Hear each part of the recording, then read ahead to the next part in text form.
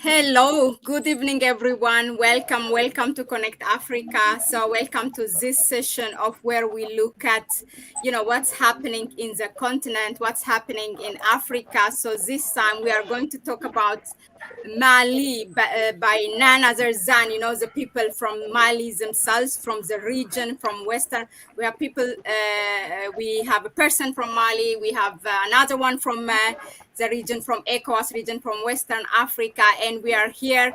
Our guest, who is a friend of the show, also to give us the Pan African perspective of it. Welcome, my brothers. Oh, thank you very much, Malay. Thank you Welcome. so much. How you doing? Yeah, so welcome Kwame Gonza, welcome Abubakar Traore, and welcome Thank you Abubakar very much. Sissay. Yes, so it's a pleasure to have you here. You're gonna give us, this is a Pan African platform, and one of its aim is actually to promote that Pan Africanism and to own our own narrative, not to hear, what has been told about Africa from a non-African states or a non-African media houses, but from our own people. That's what we are trying to do. Last week we had two sessions about Somalia. So this time also Mali. This is the first one. We will continue. So let me quickly go. We welcomed our guests, our speakers. What happened is, quickly, just to say a little thing, there was a military or an interim government in Mali, and which is supposed to hold an election, but that election, for some reason, has been postponed, and immediately then what we hear is all about sanction from the Western African countries, from ECOWAS, which is also echoed by all Western governments and Western medias. And that's where we should ask why, like in a way, in such a synchronized way, that they are sanctioning the Malian, sanctioning Mali. Our first speaker will be Abubakar Traore from Mali. He will tell us what's happening. He will give us a good background of what's happening in Mali. And then our second speaker, Abubakar Sissay, who represents West Africa from Sierra Leone and Guinea, if I'm not mistaken, will analyze for us, about the impact of the ECOWAS sanction, and also our brother Kwame Gonza will tell us about, from the Pan-African perspective of this whole thing that's unfolding in front of our eyes. Yeah, so having said that, welcome again, Abubakar Traore. The floor is yours. If there's anything I'm missing about you, you can tell us, and then straight ahead you can go to your presentation. Okay. Hi everyone. Hello everyone. Hello. Mali, Abubakar Sissay, and Kwame Gonzalez. And Thank how you. I hope you're all fine in your place. And my name is Abubakar Traore, and I'm a software engineer, a software programmer, but also an entrepreneur, also an activist. And as you said, in the ECOWAS region, the Malian If you situation can, is before you really start the story, sorry, I don't want to interrupt that story. If you can make your sound a little bit up, I think that will be good. okay. Your sound, just when you speak, I think you don't have to touch the device. Okay. As I was saying, in the ECOWAS region, they took sanctions on Mali in the last weeks. And the situation is really complicated. I don't know where to start exactly to explain it, but if I want to explain it, I will have to go back years behind. The situation has been created over time. That would be good. Yeah, before the coup, and then how the coup came and how the people perceived it, and how Malians reached to this point. Yeah. If you can see, for example, years behind, I will have to go in the 1990s, in the beginning of 1990s, after the adoption of democracy. The thing that happened is that the leaders who were at the head of the country at the time, they they adopted a new constitution. This constitution was literally copied from French constitution. If you can see, the French constitution, the French country and Malian country are different. The reality are different. The society are different. Even peoples, everything is different. The religion, everything is different. If we take some kind of situation and try to copy it to another country, it will be very dangerous and very complicated. And the population, even the leaders at that time, even now, the leaders and the population are not ready for this kind of situation. By that time, they were not ready. Even now, they're still not fully ready. For example, this is the political view of it, and even not only that. And the leaders who are at the head of the country, who were at the head of the country by that time, they try to make themselves like someone justice immune. They created some justice immune around themselves, not to allow themselves to be arrested by any justice institution. For example, a member of the government or a member of the parliament or even the president, even if they do something very bad in the behind, they cannot be arrested easily, even impossible to arrest them. This kind of situation created something very frustrating to the population. For example, if you can see, those leaders, even if they do something bad, if you want to arrest them, you will have to go some process. For example, if you want to arrest a prime minister or a member of the government, you should go to the member of the parliament. They should vote whether or not this person should be arrested, even if the justice has all the evidence. Even if the justice has all the evidence. This kind of situation, for example, the member of the parliament and the government, the member of the government, they all hand in hand. They all work together. They all work together. They cannot let each other be arrested by justice or anything. This kind of situation, for example, if this minister or this prime minister should be arrested, they will go through this kind of scenarios, and the person, the member of parliament will not allow the person to be arrested. Then the justice will let it go away. Okay, this kind of situation continues to grow to the point when all members of the government, the corruption level went so high. As you can see, for example, lately in the 1990, for example, lately in 2020, after the crisis of 2012, what happened is that those people who were supposed to buy equipment, army equipment, to give it to the military, those people, for example, something that should be bought, for 400 million, finally be bought to 400 million.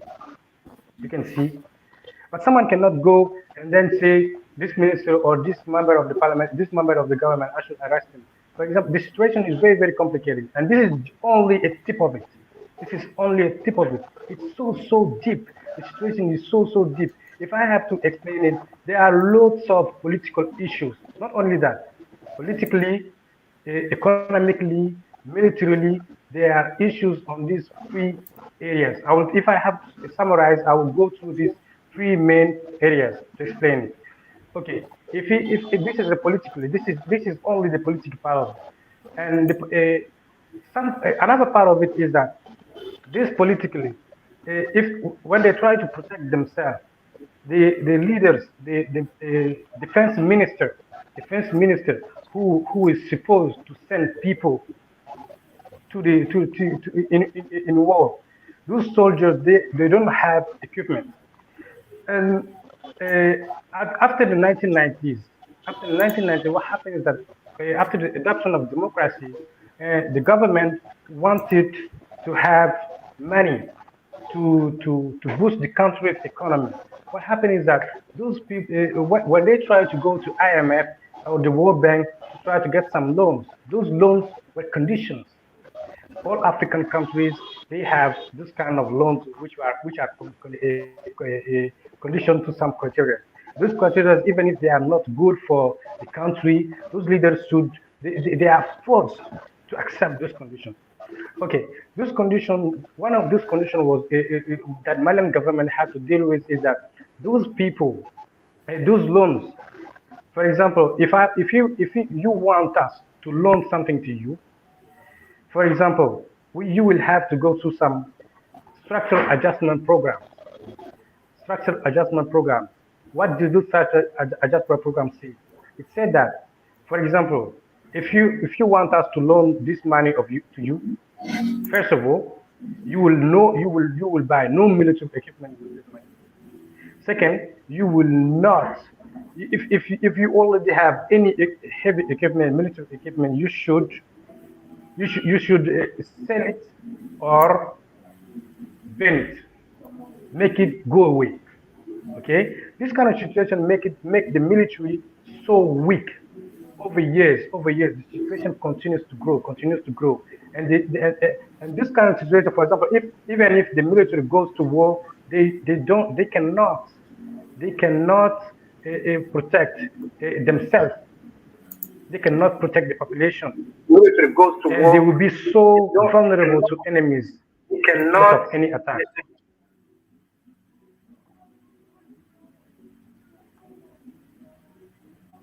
Right? Okay. And in this kind of situation, it is really difficult for even soldiers to make war. It is very difficult for soldiers to make war. And this kind of situation continues to go, even in the economic standpoint. But in the behind of all this war, what is behind of all this war? If I have to explain it in one sentence, it will be like the natural resources of this country, the natural resources of the country.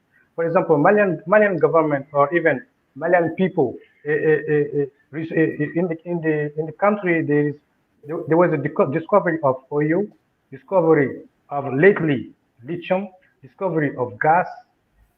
All of these discoveries were made years before, but it's now that people are being aware of these resources. All this work was orchestrated years ahead, just to create this situation for Western countries, to create this situation to allow the government to be weak, to allow the security to be weak, and this situation will be beneficial to them.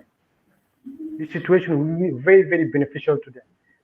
And something like, if a country is weak, the soldiers are weak, everything is weak. You try to come, you'll be like a god. You'll be like and try to something really. You'll be like a god. You'll be like, oh my God, those are our saviors.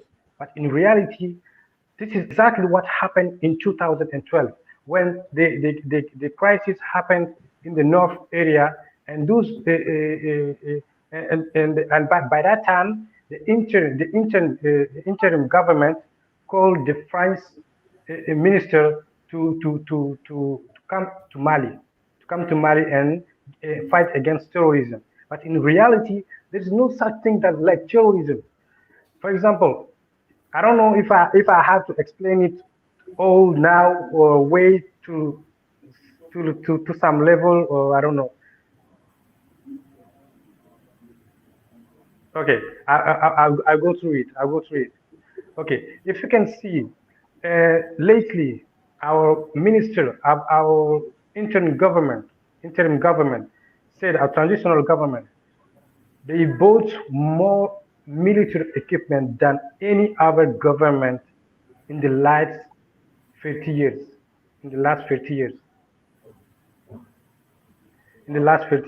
If you can see this kind of situation, for example, in the after the 2050, what happened is that the government voted a law. This law was supposed to, the law was called La Loi d'orientation et programmation militaire.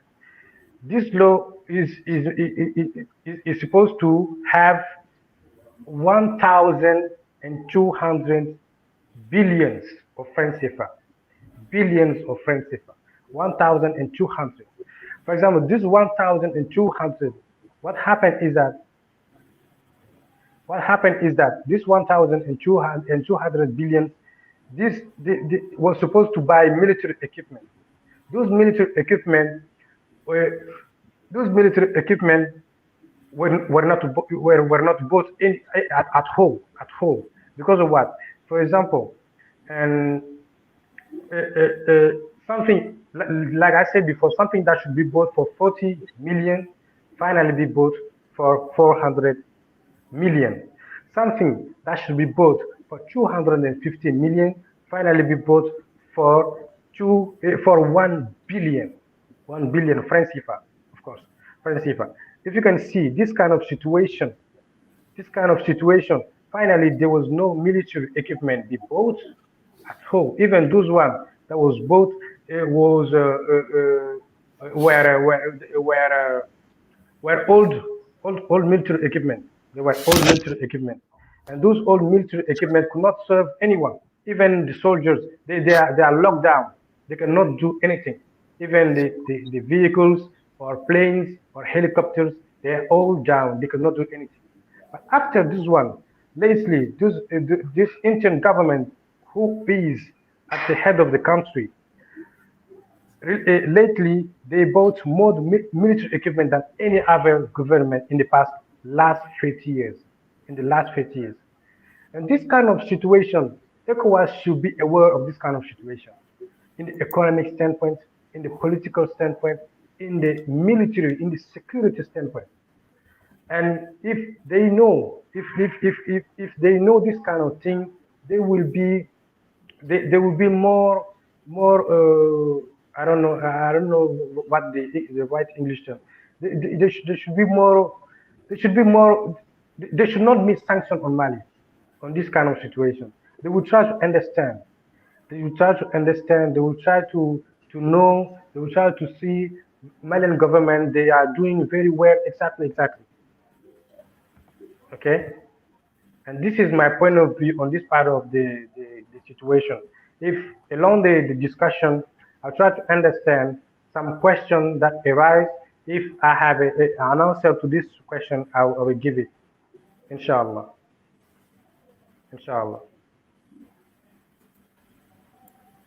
Thank you, Brother Abubakar Traore, for that, a good introduction and giving us a background on Mali. It was important to raise how the root cause of the problem in Mali, and I think similar to other previous French colony countries in West Africa, goes back to that constitution adopted by Mali and other countries which are totally different politically, culturally, in every way. I definitely have a question, but let the other speakers go on, and we will come maybe in the second round. You will cover it. Our second speaker is Abubakar Cissé. As I said, he's from Sierra Leone and Guinea, and he also knows Mali very well. He's an activist, he is here to tell us the impact of the sanction by ECOWAS. Why are the ECOWAS is so hardening this sanction against Mali, and why the West is supporting ECOWAS right now, echoing what the Western Africa countries are saying. And some say that this is a very well-targeted sanction. Some analysts from West Africa say that it's a well-targeted, meaning that it's designed in a way it will not harm the ordinary citizens, and the mass of the people. Activists like you actually are saying different. So you are here to tell us why. Welcome again, Abubakar Cissé. The floor is yours.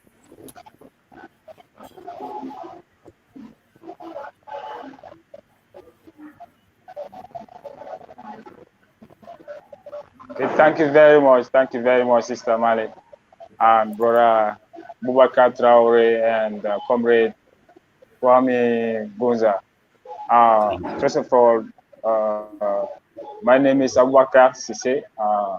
I was born in Guinea. My father is a Guinean, and then my mother is a Sierra Leonean.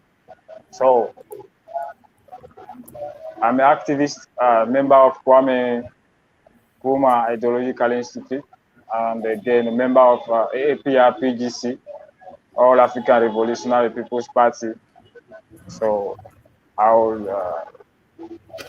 here to say something about the ECOWAS sanctions on Mali. So with my own opinion, what I see that is the sanction is not came from the ECOWAS directly. It came from France. That sanction is from France. It's because of their own self-interest they sanctioned Mali. So the transitional leader in Mali is against imperialism, is against the French colonialism in Mali. So that's why the France sent their governors to sanction the Mali of this unacceptable sanctions, because those leaders in this region, I don't call them leader, I don't call them president, but I call them governors for France. Even the ordinary governors in France, they have they are better than these leaders in Africa, because any leaders that cannot control his territory is not a leader. So the sanction is unacceptable.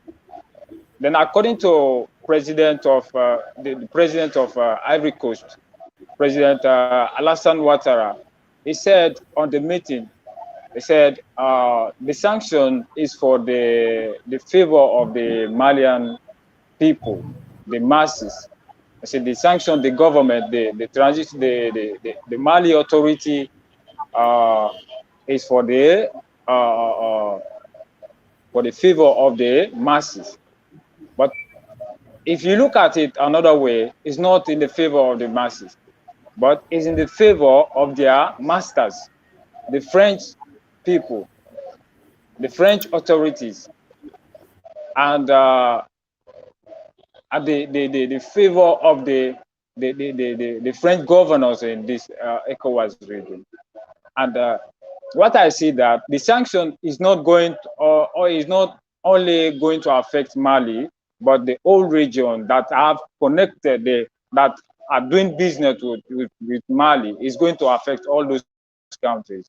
Just imagine, if you look at Niger, their port is in Dakar. So, like the business, those who are in Niger, the business people there, they used to take their goods from Dakar to Niger, and they have to, if you look at it, they have to pass through Mali and enter to Niger. The same goes to Burkina Faso, the same thing goes to Ghana again. I've been there and I stay at the border between Mali and Senegal. I was there. Brother Boubacar Traore knows that place. I stayed there, then I know all these West African countries. I normally used to see their vehicles passing through that place. So, like, the sanction there is not in the favor of the people, and it is unacceptable. So, like they sanction the Malian authority because of the interest of the French people. So that's my own opinion. Thank you very much.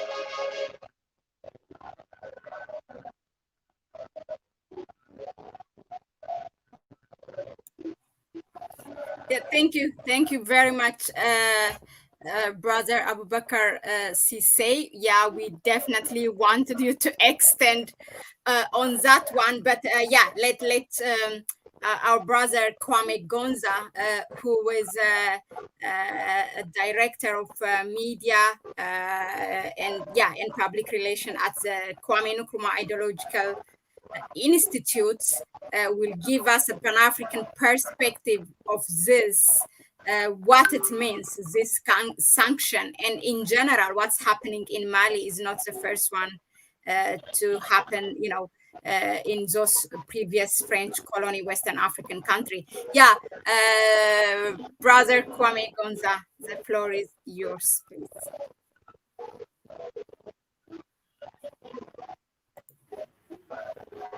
Thank you very much, Malet. Thank you, my brothers, Sasi and Traore. This is a very timely topic because of the events that are going on, and it is only appreciable that you have organized this, Malet. I've been following the events ever since they started to happen. And as Traore opened, and he tried to take us back in history, for us to understand the history of Mali very well before we can comment on the situation, I think it is very, very important in everything to understand the historical context, to put everything in the context of history. Uh, Let us go back to the 60s. I will go back. I know Traore went back as far as the 1990s, but let us go back to around the 1960s. In 1957, Ghana gets independence. The countries which followed Mali which followed Ghana around there, it was Guinea and then Mali to get their independence. Now, when Mali gets its independence, we had some very strong leaders that time that looked at the country and tried to industrialize the country, looking at how it was an agriculture country, and France was only spending on irrigation in the country so that it can be able to exploit cotton from the country and exploit the labor. So it was only spending on cotton, on irrigation, and then administration. So there was nothing in the country. So after independence, the leaders came there. President Goita, he came to try to industrialize the country by building some industries in the country. Now, they tried, Kwame Nkrumah and the President Keita and the President Toure in Guinea, they tried to unify Africa, starting with Mali and Ghana and Guinea. They were the first, that was the first attempt by Nkrumah to try to unify the continent, because they envisioned that by bringing these three countries together, they will, other countries on the African continent, they will be attracted, to this union, and they will be adding themselves one by one. But unfortunately, the following, what followed the events of 1966 after the overthrow of Dr. Kwame Nkrumah and the sabotage from France was the destruction of that union, which Nkrumah, and President Sekou Toure and President Keita had started to, to build. So the purpose of France hanging on in the Sahel, I think we have to understand it very, very well in its entirety. This, I think we don't need to hide it anymore. We cannot continue to hide it anymore because myself, I believe that this generation which we are in, we, the people of this generation, we have been given the responsibility of rescuing our continent from the yoke, from the burden of neocolonialism that has been imposed on us. Now, what am I saying when I say this?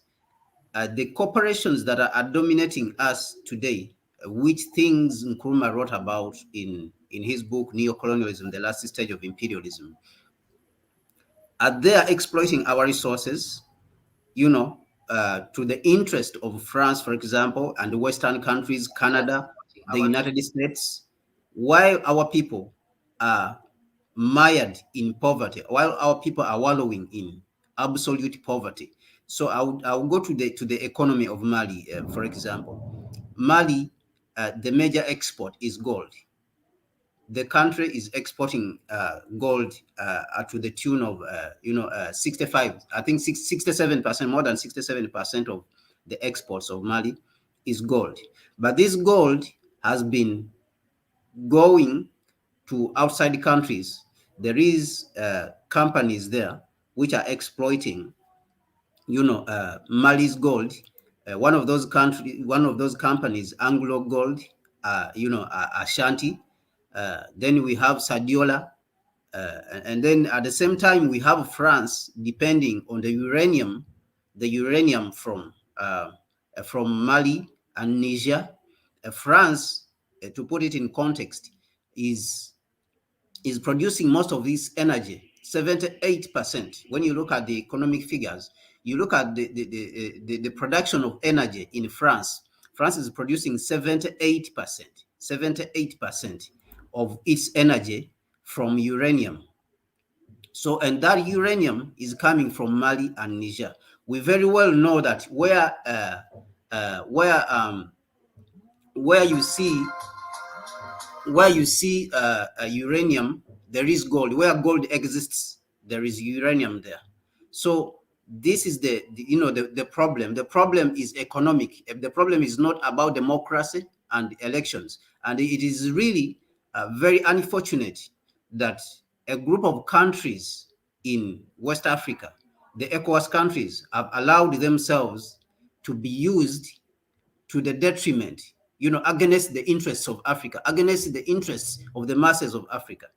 If it is democracy that they want to enforce, this is something that we can discuss about in an African way, not to use, neo-colonial tools. Sanctions are a neo-colonial tools. We have seen sanctions, what they have done to Zimbabwe.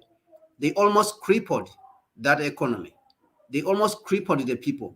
They destroyed almost the economy. If the Zimbabwe leadership was not very strong to stand up, they could have, those sanctions would have destroyed the whole country, because people would have, have run out of the whole country. Zimbabwe, let us not forget that Zimbabwe, it has the highest literacy rate on the continent, but the educated labor, the people who are educated, have been running out of the country because of sanctions. So if ECOWAS comes and starts using sanctions on Mali, I think this is un-African. It's very un-African. Is not an African, way of solving problems. And this situation, even a few days ago, the interim prime minister in Mali mentioned it, that if ECOWAS was not influenced by any external forces, ECOWAS would have acted in an African way. What do I mean by an African way? He said that we could have solved this problem through dialogue, but because ECOWAS has allowed itself to be used by a foreign country that has destroyed a lot of lives of the African people on the continent, and the leadership of ECOWAS and the people in these countries who are leading in the ECOWAS, who make up the membership of ECOWAS, have decided to turn themselves into puppets. Now, this is the result of what we are seeing. But what are we saying as African people? What we are saying is that the sanctions have to be removed because they are not African. These are neo-colonial tools, and they will harm the people. They will harm innocent people. So if the sanctions are going to harm innocent people, then they are unproductive.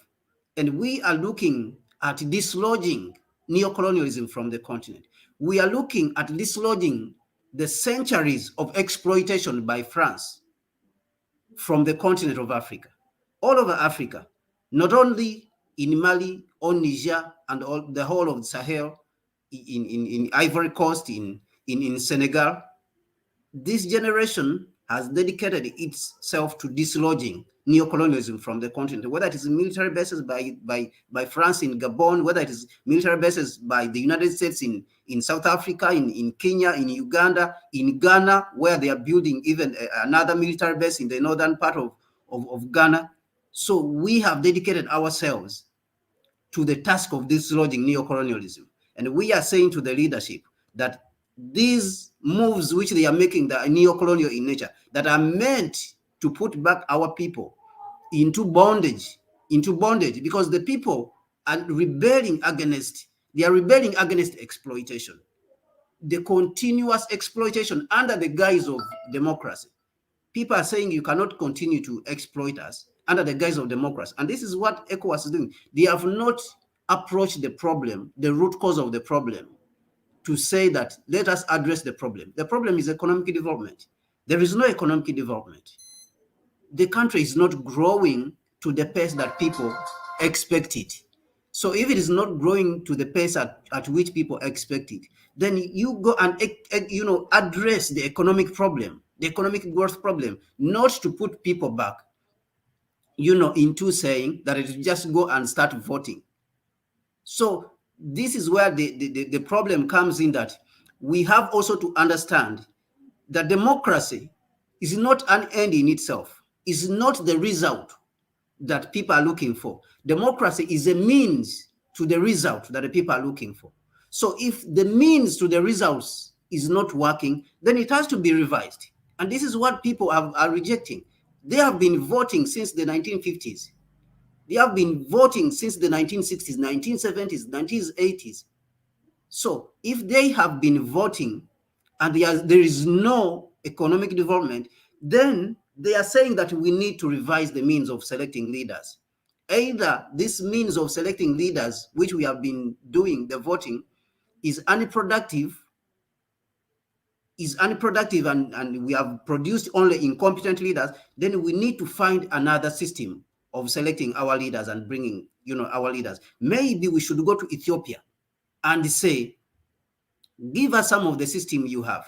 We have indigenous African systems. My brother, Traore spoke about the constitution. A constitution was imposed on Mali. They brought a system that is far different from the culture of the people. And we have people in ECOWAS enforcing it. They are enforcing it. They want to enforce it by force. And the people are saying, no, this thing is not working for us. But ECOWAS, what it is saying, we will enforce it on you. So these leaders, actually, I will not say even they represent ECOWAS. They represent neocolonial interests. People, when you talk about people like, the president of Ivory Coast, president of Ghana, Nigeria, people who have been very unproductive in their respective countries. And they are the ones who are coming to reinforce and enforce unproductiveness on Mali. And the Malian people are saying, no, we will be an example for Africa. We will say that if the system has not produced for us, we need to revise it. And this is a legitimate concern. So why are they not addressing the real concern of the people? The real concern is economic development. So if they cannot address that, I think they should leave the Malian people to solve the problem by themselves, instead of putting sanctions. To say that sanctions have been put in a way that they will not affect the people, this is not true. This is not true. You cannot say that the sanctions will not affect the people. If you have closed the airspaces, and Mali is a landlocked country, under international law, it is illegal to put sanctions on a landlocked country, because it has to access the ports to bring goods into the country. So if you put sanctions and you say you have closed all your borders to Mali, and you are saying that it will not affect the people, this is a lie. This is not true. And this is lack of integrity and transparency if you talk like this. So we are appealing to the African Union to come and intervene in this. We are appealing to SADC.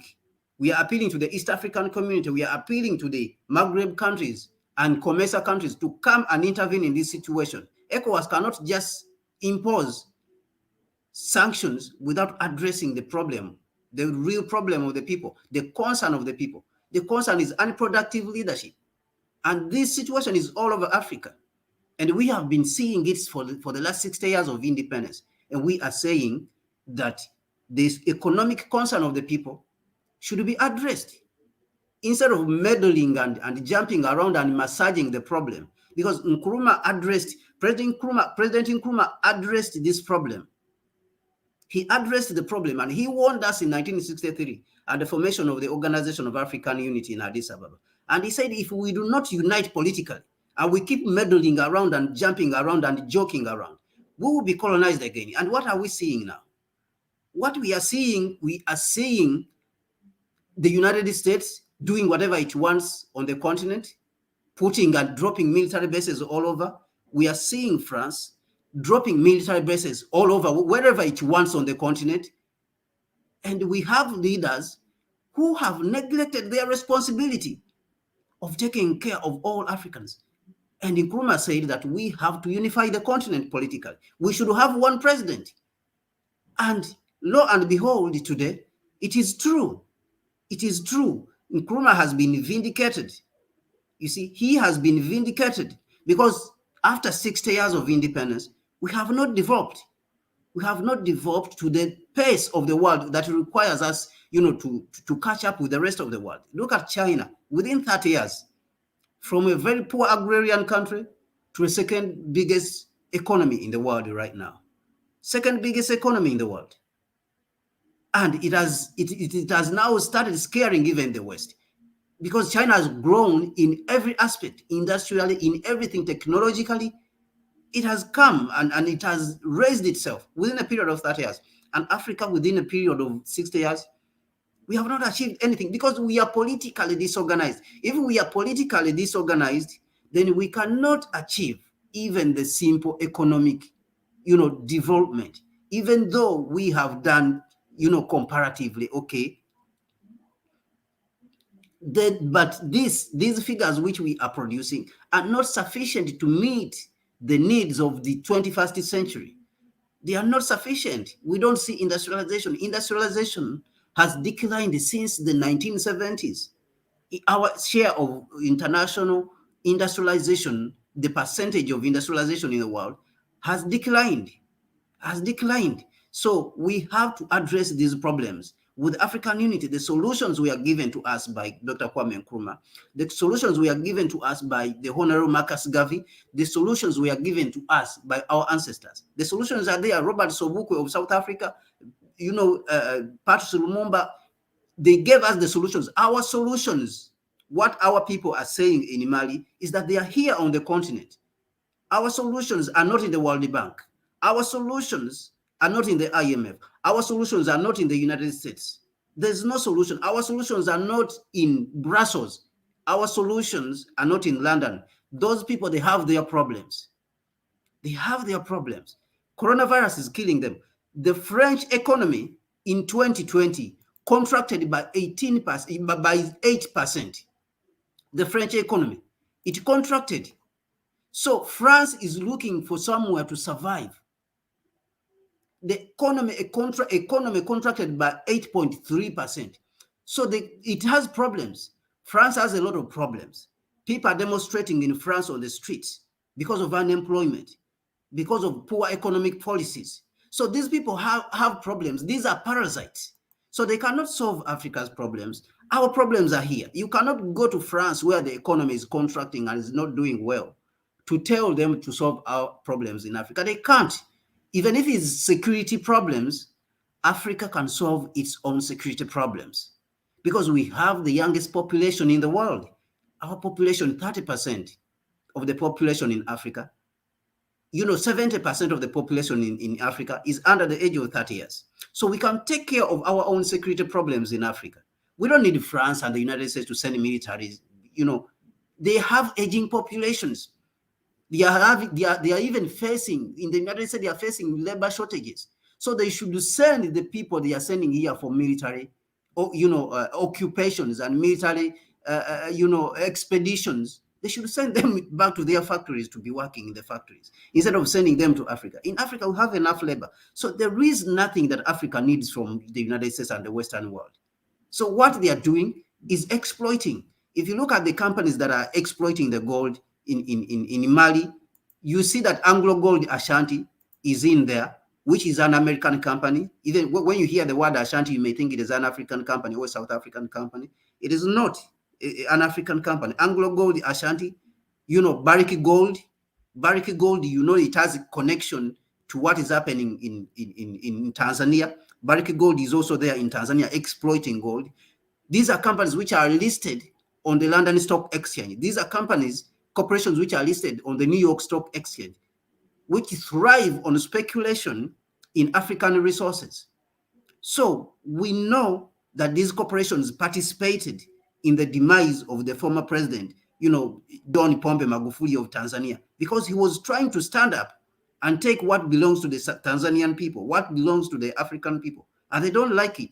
And we know these facts. So we will not hide these facts. We know these facts, that these companies were involved. So these are the same companies which are in Mali trying to exploit the Malian people, trying to exploit the African people in Mali. And the African people in Mali are saying, no, we will not accept this.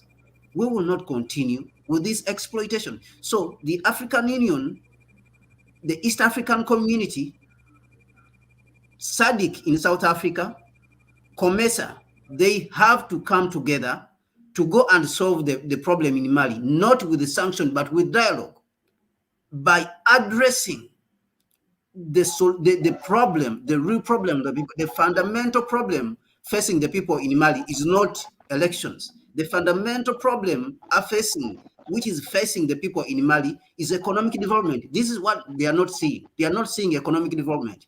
And so Mali should be handled with care. The problem in Mali should be handled with dialogue and not sanctions. So sanctions, to me, are a misguided approach to the problem in Africa. We have to address the fundamental problem. Thank you very much.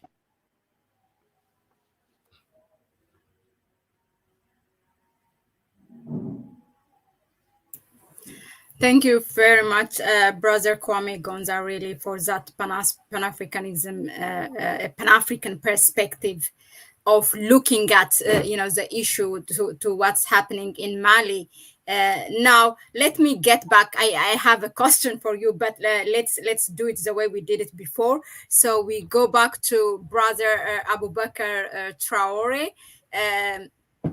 So when you spoke, that really hit me. The root cause of the problem. Usually, if we don't address problem to the from the root cause, then whatever we do will always be we will put ourselves in a vicious circle.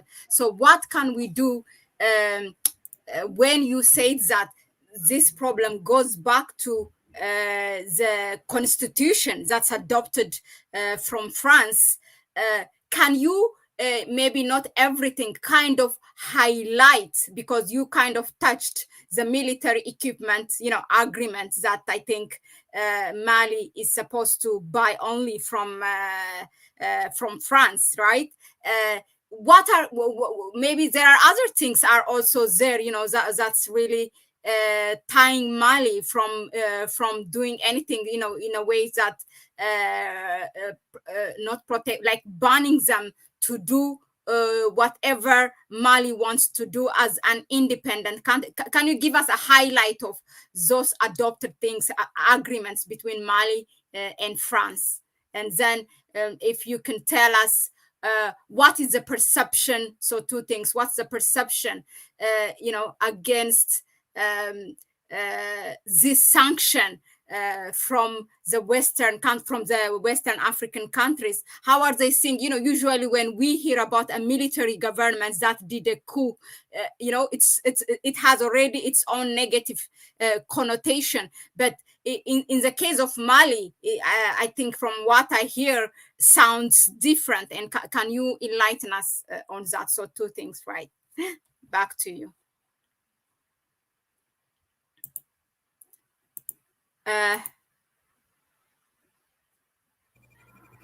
Yes. Malian case is very, very different. Okay, if you see people are making applause for this military at the head of a country, is because of something specific. For example, something that was not the available, that has not been done for the last 7 years of the last regime. If you see those people are doing the same results and producing results through this effort, even more of that in less than 9 months. This kind of situation switches the balance of being democratic or not. For example, if you see democracy is here to resolve specific problems. If these problems are not being solved, we should look for some alternatives to try to make better decision and make better things for the population, because this is the whole purpose of all of this. For example, if you see in the cooperation with France, for example, our government, there is a contract with the French government that we should only that we are supposed to buy military equipment if in case we have to buy, but they will create all the conditions around this situation to make it impossible to buy. If we decided to buy anyway, there is a result that will come after that. For example, there will be a result of bad equipment. There will be a result just to make it inefficient for our army, and then later on they will try. They will go back on media. Malian military, the only thing they know is to make push. The only thing they know, why do they go to fight terrorism? Why do they go to fight? But in reality, is that in the last years, for example, their speech started to change lately. Why? Because those who are at the head of the country now, they know specifically what is being doing in the world, in the north and in the center.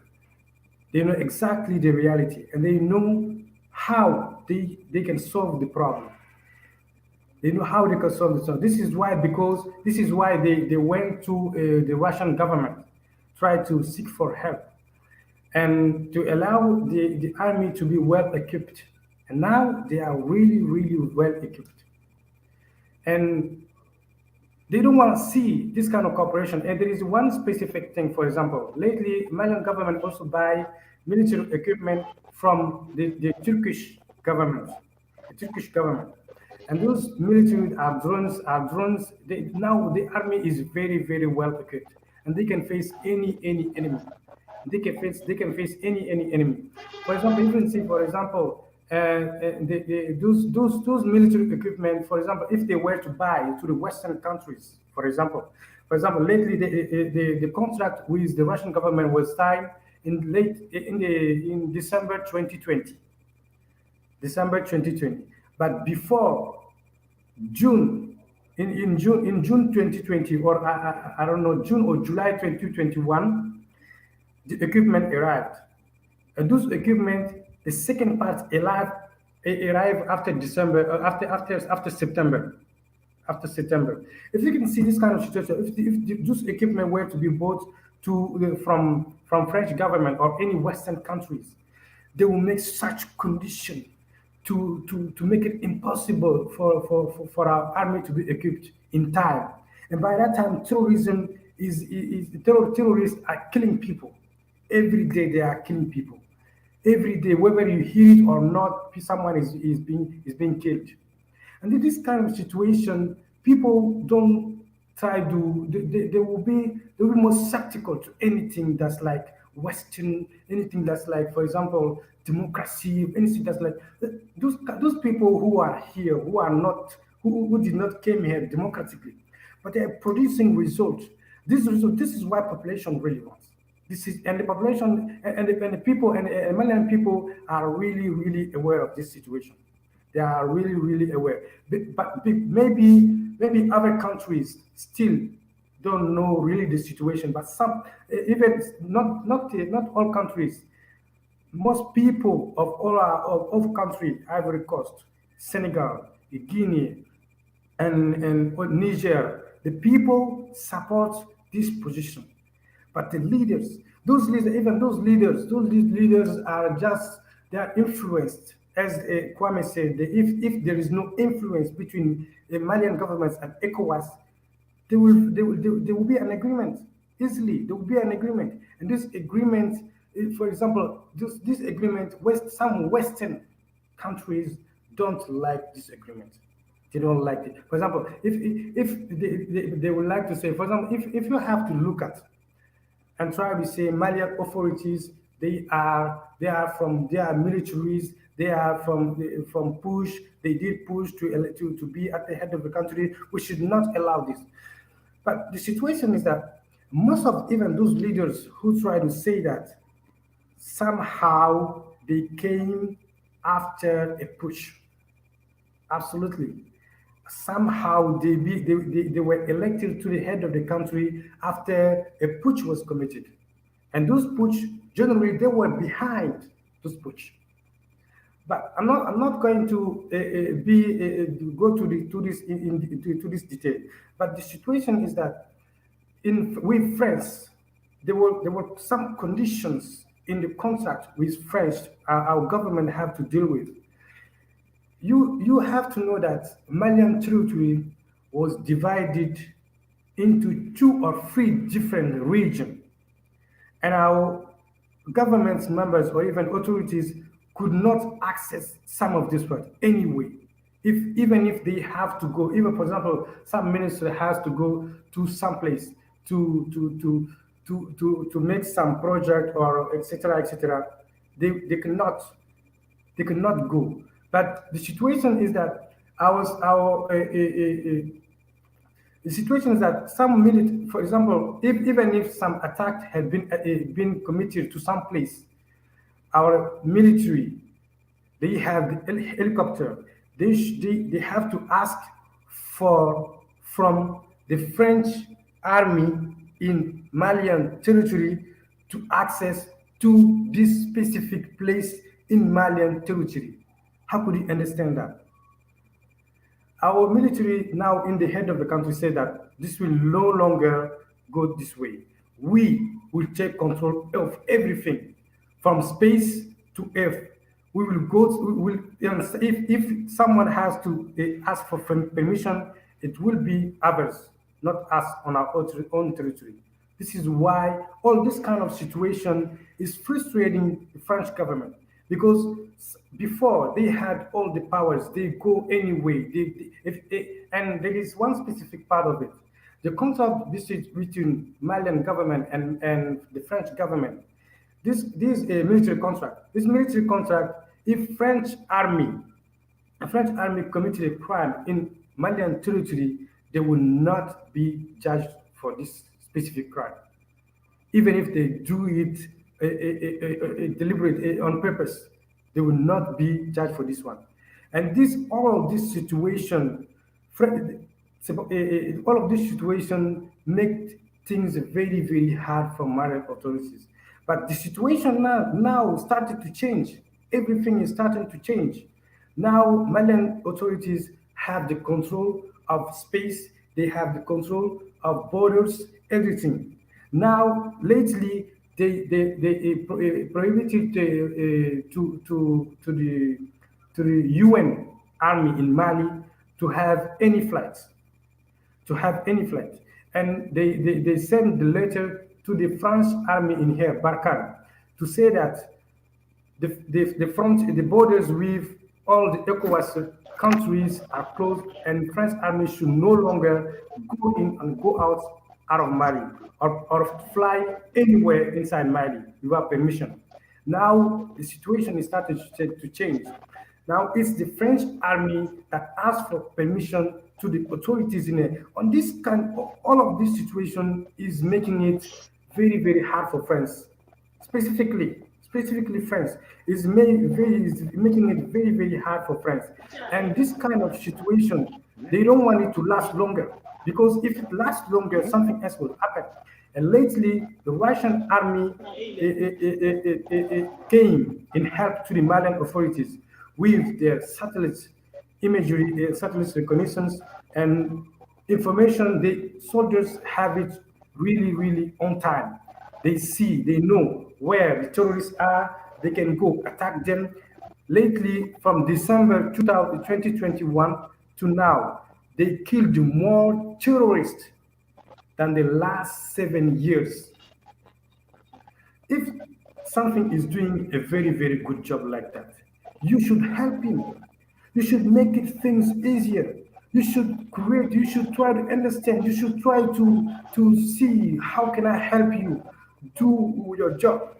But ECOWAS is making sanctions, and those sanctions, by the way, those sanctions are not affecting only Malian peoples. They're affecting everything, everyone. They affect every country around Mali. They're affecting Ivory Coast. They're affecting Senegal, specifically Senegal. Because there is one thing that people should know. Mali is the first commercial partner of Senegal. Mali only buy more from Senegal than all the European Union combined. In 2012, Mali bought more than 570 billions of goods from Senegal, while during the same time, the European Union bought 214 billions. If you compare those two things and you try to close your borders to your main commercial partners, you try to kill yourself, because the port of Dakar is now 70% of the traffic from Dakar port is from Malians. Absolutely, 70%, literally. But this kind of situation, if you make sanctions on those people and you try to say, I'll close your door. For example, Malian will be affected. I know that. Mali will be affected. But every country around Mali also will be affected by this decision. But the good thing is that ECOWAS should go back and try to remove all of this, closing the bank account of Malian governments, closing the borders, all of this. They should remove all of this. If they not, there is one thing that will happen. If they don't open the borders, if they don't remove all of these sanctions, what will happen is that all of those countries, there will be manifestations on all of these countries. Their people will be against them. And ECOWAS, there is one plan that ECOWAS tried to do, that if we close the account, if you close the borders, people will be against the authorities, will be against the transition. This is not what is happening. It is actually the opposite that is happening. And this opposite is that people are more supporting the authorities. And those authorities that they are taking things really seriously. And for example, when ECOWAS say that they will close the doors, when ECOWAS say they will close the doors, the borders, Malian government reacted immediately, even if they reacted aggressively comparatively to in reciprocity to ECOWAS decision. They said, no, from now then, they will try to go and look from other solutions, like other countries, like Guinea, like Mauritania, like Algeria. But mainly, they will be focused more on Mauritania and Guinea, because this is the closest port. And if you look at this kind of situation, Senegal, you were the most one. For example, most of your actions, most of your partners, you close your door, and this one try to look for other solutions to his problem. And if this goes in time, maybe Malians will be no longer partner with the Senegalese. This kind of situation should be removed. Absolutely, ECOWAS should absolutely remove this kind of sanction. ECOWAS should look to make himself available to the people, not just to the leaders. And those leaders are all influenced by Western countries. All of those leaders, they are all influenced. If you let them say, if you see even the ECOWAS is mainly financed by the European Union, even the African Union, even the African Union. This kind of situation, we should go behind. This should be back in time. And now the authorities, the Malian authorities, they are really focusing in front. The past is the past. Everything is the past. We are reviewing and change it according to our future. This is exactly what things are being done in here now. And these Western countries don't like this because they know if we let someone like this take care of all his governance, takes care of all the economics situation, takes care of all this military without us, sooner or later we'll be kicked from this country and we will be kicked from this continent. This is exactly what is happening. And for example, I would try to listen to other panelists, and if there is a question, I will try to answer it, inshallah. Thank you. Whew. Thank you very much. That was wow. Yeah, really. You know,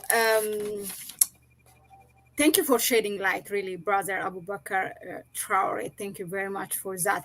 I just could not fathom, you know, why, but, you know, the move or the action by the current or the interim or the military government, whatever it's called now, of Mali, the action by this government is not perceived positively by other ECOWAS states, especially that, you know, that it is trying to get independent or independence from this new way of colonialism from France, which people think, oh, these countries have independence, but in reality they don't have. So that should be perceived positively and should be seen, you know, the rise of Mali should be the rise of Guinea or the rise of Senegal or the rise of any ECOWAS system states in the region who are actually currently under the influence or the new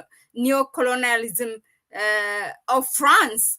That's really what gets me, and how long we will continue to do like that.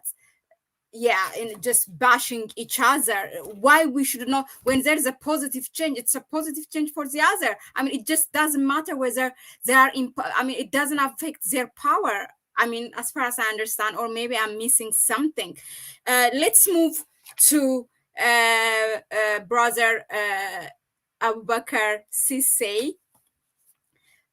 You were talking about the sanction, like the impact of the sanction. From what I understand, you know, from your presentation, both you and Abu Bakr Traore, that so not every ECOWAS states are supporting this sanction. There are countries like Guinea which are not part of it, right? So tell us in detail about that, and then, you know, in terms of, to put it in perspective, maybe not in figure, but in a way, like what goods, you know, what good important goods are not, because of this sanction, are not coming to Mali, that are affecting the ordinary citizens in the country. I know that there's a reciprocated also action by Mali of closing the border. But yeah, just to put it in perspective, how much of these states are part of this sanction, and those who are not part of it, how are they perceived by ECOWAS? Yeah.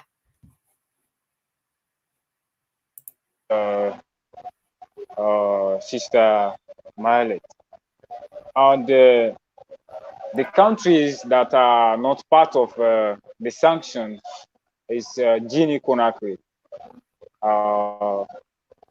Because Guinea-Conakry is not part of the sanction, and immediately they announced that they have sanctioned Mali, and the Guinean government, the authorities announced that the sanction is not a sanction of Pan-Africanists, and they did not support the sanction, and they are not part of the sanction. And for Mauritania, they are part of West Africa countries, but they are not a member of ECOWAS.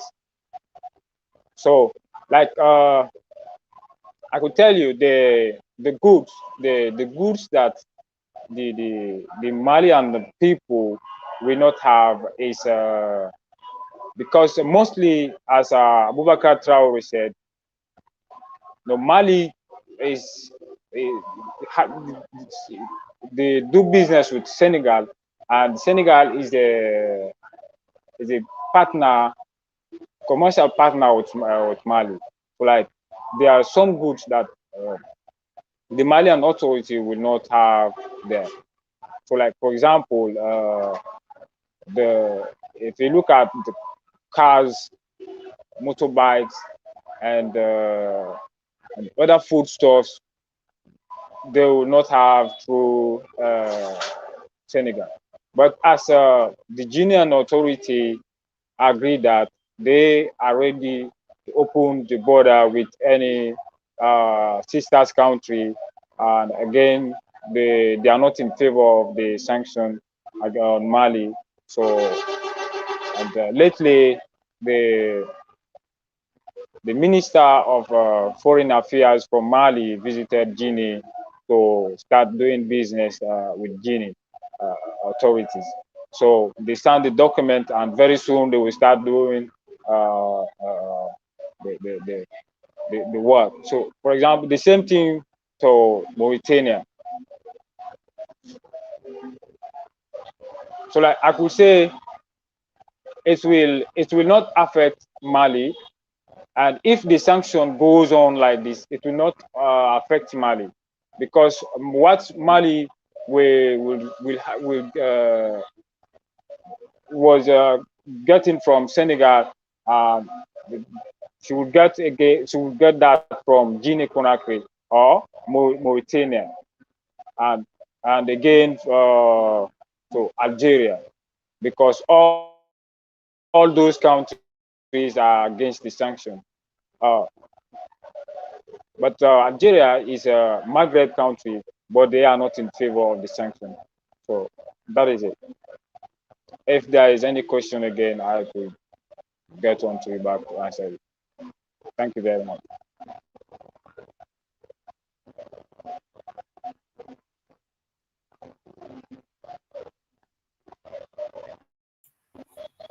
Okay, thank you, brother Abubakar Sisi, for that.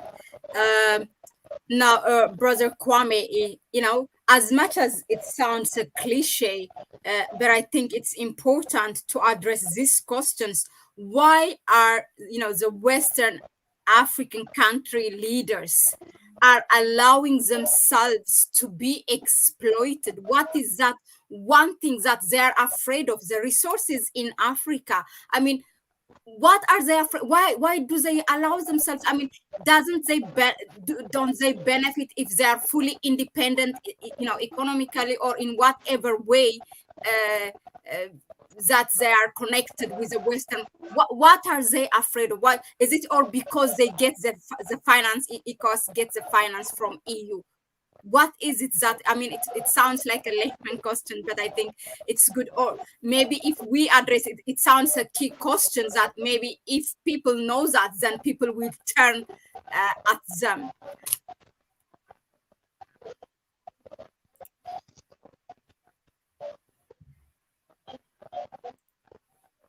You're muted.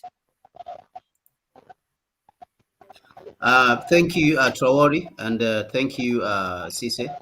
Thank you very much, Malate. I think to do justice to that question, I need to approach it in its entirety. The reason why the African leaders are not doing what they are supposed to do, I think it is a couple of factors. There is a couple of factors.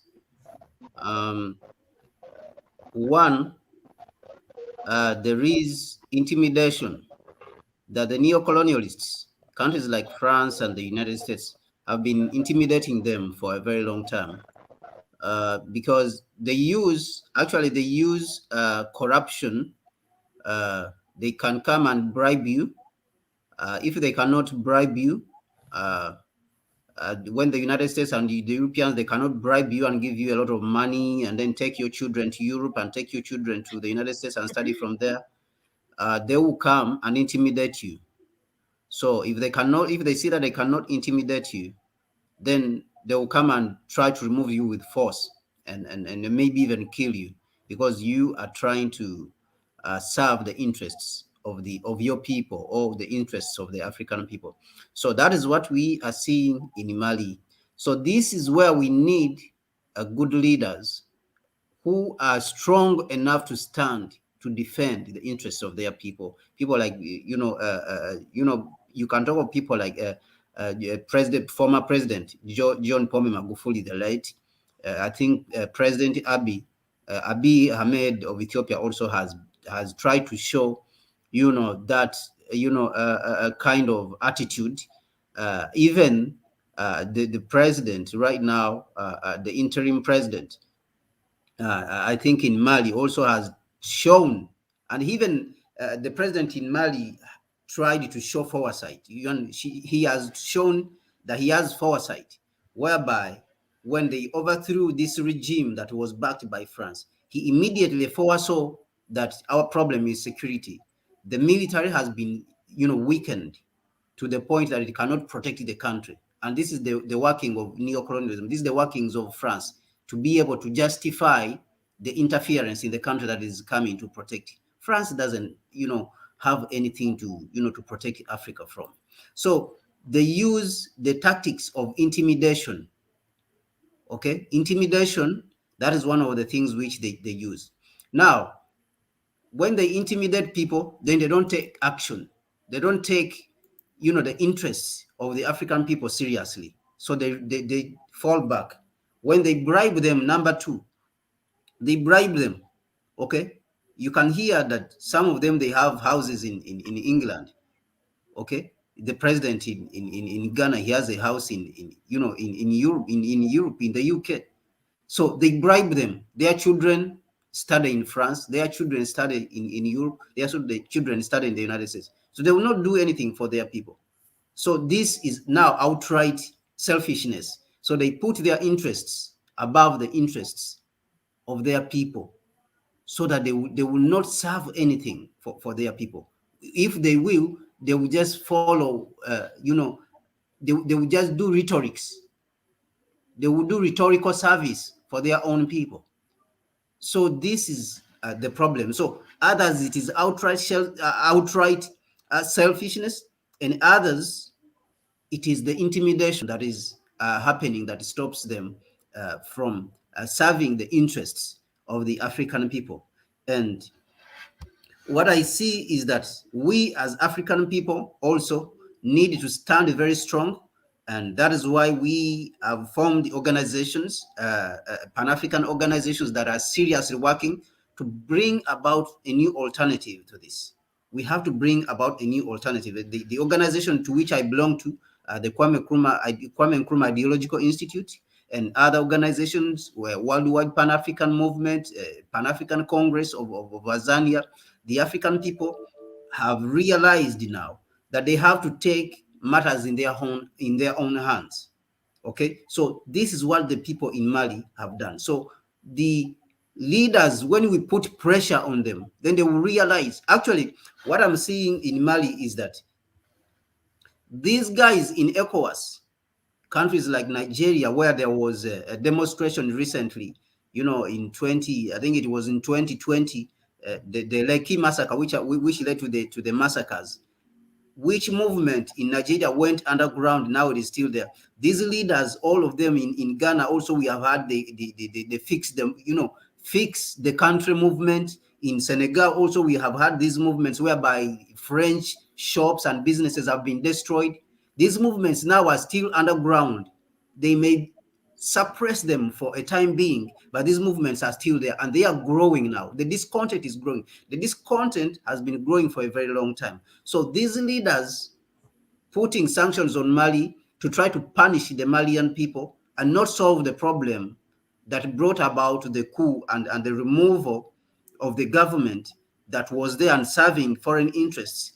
What they are doing to try to impose the sanctions to punish the Malian people is they are trying to intimidate their people back home. They are trying to intimidate the African people in ECOWAS and all over the continent to say that if you do this, we will come with the sanctions and put sanctions on you so that you will not be able to rise up. They are just scared.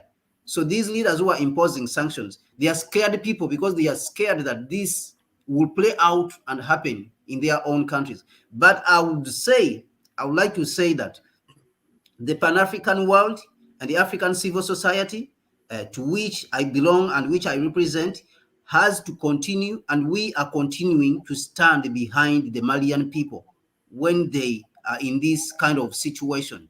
And we are saying that the sanctions have to be removed. We will stand with the African people in all, and whatever, happens. And we will say that the African people have never been wrong to demand for their economic rights. Mm-hmm. So the problems should be addressed instead of the sanctions. Instead of the African leaders fearing the neo-colonialists who have been weakened. Neo-colonialism has been weakened. You can see the economic depressions that have been happening in Europe, and Europe is falling apart. The divisions in the European Union, you can see the United States countries, states like Detroit that have been deindustrialized, Chicago, all the shootings, the poverty in California, homelessness all over Los Angeles, California. So these are all the problems, and they want to export those problems and bring them to Africa, where we have tried to deal with our own problems, and they want to insist that they will continue to exploit us. And our leaders are complicit in this. They are complicit in this, and they are seeing these problems which are rising up, which are escalating in the Western world. And they cannot understand that these are parasites. The Western world, these are parasites that are exploiting our resources. And our people are not wrong to rise up and ask for the benefit of the resources that are coming out of the land. Where is the gold that is coming out of, where is the money that is coming out of the gold that is coming out of Mali? Where is the money that is coming out of the uranium that is being exported from Mali and Niger and all over the Sahel to France? France is depending on Africa. It has been said even by its presidents like President Chirac that without Africa, France would slide into third world. So you, the African leaders, and with a small country and this, a small president like Macron, how can a president like that come and tell you what to do? You, a president like Macky Sall of Senegal, how can this small boy come and load it on you with a small country of just 68 million people? They don't have anything that is special. They don't have special intelligence that is more than us. So why should we continue, to accept this kind of exploitation? So what I see is that we, the African people, we have to continue to push these leaders in that direction. Like what the Malian people have done is the correct and the right example for us to do, that we have to push this fear which they have, that they want to use our resources to service Western economies, that this fear they have that they want to be bribed and use our resources to service and grow Western economies instead of their own people. We have to do the same thing all over the continent, all over the African continent, the same thing that the Malian people have done, so that the African presidents can stop neglecting the continent. What we are saying is that they have to take responsibility. I was listening yesterday to President Museveni when he was speaking, and he was saying how the West intervened in Libya and caused the problems in the Sahel. It caused a lot of insecurities. And then he said that they were trying to solve that problem, but they did not solve the problem fast enough. They did not solve quick enough. They did not think, forward and quickly enough to be able to solve the problem in Libya. They were sitting on themselves while the problem is escalating. And these are predators. These are scavengers that they are looking to revive themselves. Now, the situation which we saw that happened in Libya it opened the Sahel, it opened North Africa, and there's now a lot of chaos that has even reached Burkina Faso and all the way to Mozambique, that now rebels and ISIS are all over the continent. And this is an excuse which the imperialists wants to use to intervene in the continent. And it is you, the African leaders, who brought it. It is you who brought these problems. So Museveni was complaining about this problem, and he was there. He was part of the people who were sitting in their chairs and leaving the continent, the continent to be taken over by imperialists. And he went ahead to complain. He was complaining about the chiefs who did not protect Africa when the colonialists arrived, to colonize Africa in the 15th century. So he was complaining about that and lambasting the chiefs of the 15th century who were not able to protect Africa. But you yourself, you have not been able to protect Africa from the exploitation that is going on. You have not been able to protect Africa with your leaders, with your fellow presidents who are just sitting on themselves. A leader will sit in Ghana and neglect what is happening in Mali, the economic grievance that is happening in Mali. He will pretend that like he's in Ghana, he doesn't care about anything else. And this attitude we are saying as Africans and the African civil society and the Pan-African society and the Pan-African body, that this attitude of negligence, of neglecting our fellow Africans, and instead coming in to put sanctions when the people are trying to solve their own problem internally, has to stop. The attitude of negligence by African leaders. We are talking about Uhuru Kenyatta, we are talking about Ramaphosa, we are talking about Museveni, we are talking about Nana Akufo-Addo, we are talking about President Macky Sall, we are talking about all the presidents on the African continent. They have to be,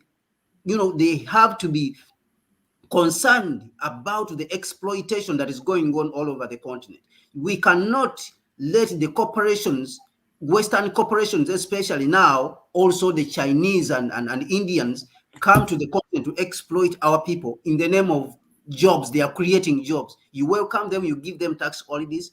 The Africans are exploited and they are made laborers, and you say that you are bringing investment. No, these people, they did not come from the moon to develop their countries. They did not get aliens to develop their countries. You have to look within our countries to use our advantages to solve the problems of our society, instead of giving up our resources to be taken by outsiders, and our people remain wallowing in poverty, in absolute poverty. So this is what we are seeing in Mali. Now, the African civil society and the Pan-African bodies is saying that the African leaders, all of them should take responsibility and stop the exploitation of France. They should stand on their legs as men. These people in Europe, they are men, and you are men also. Why do you sit in your chairs and leave the people to be exploited?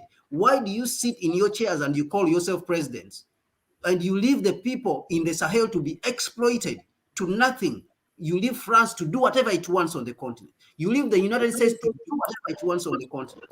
And you are saying that you are concerned about the African people. No, you are not concerned about the African people if you are an African president in any part of Africa, and you are not concerned about all the parts of Africa. And this is the good example which President Abiy has been showing, that we have to be concerned about the whole of the African continent. And this generation of we, the young people, this is what we have realized, that this continent belongs to us.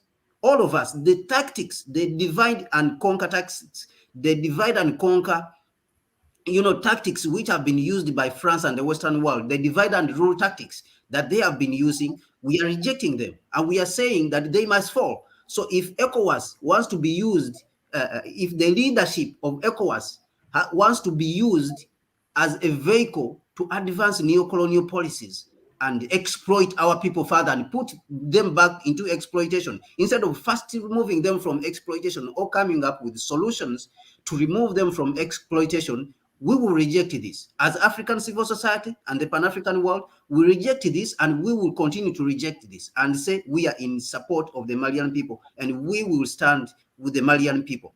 I thank you very much. Thank you. Thank you very much, Brother Kwame Gonza. That was really interesting and a good kind of forward guideline how the rest of Africa should support the Malian people, and how these Western African leaders or ECOWAS leaders have to act, or what their people have to demand from them. That's, I think, one thing that we are lacking, to make them accountable. I was speaking to another one sister the other time, and she's an international humanitarian organization staff, and she's still. And one of the things that people have to ask in Africa is, actually, when we see those international organizations in our state or in any given African country, is to be able to ask, if we are a media person or anyone, or intellectual, to ask them, why are you here for such a long time? You are here, to achieve a certain goal. Why are you here for such a long time? Yes. Your Yes. task to be, to help us into development, and you have a time frame, achieve that and leave the country. Otherwise, you are doing something that's prolonging your life from year to year, because they send their expats. They want to make sure that this international organization, it's a whole a lot of other business, as they Graham Hancock calls it in his book. They are lords of poverty.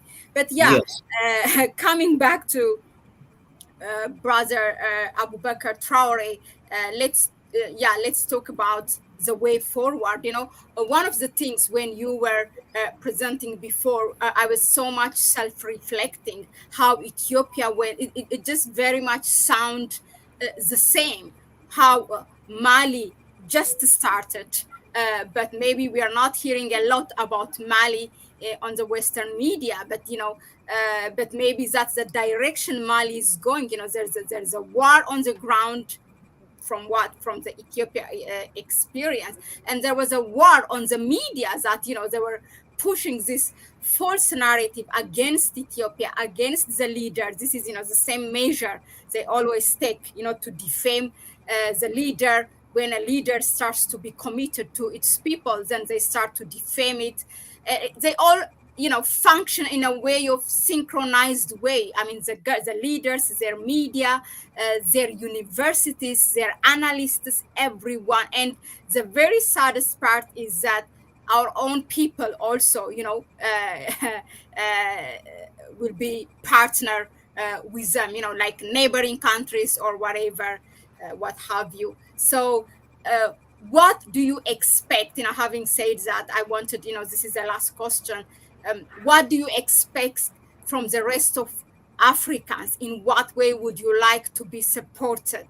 And what is being done to revert? It's not only about the sanction. Actually, it looks like to throw away a regime, which is a very familiar way for the Westerners to do. What do you expect from Africans, the Pan-Africans, and what are the measures are being taken, right now? And your conclusion. Okay.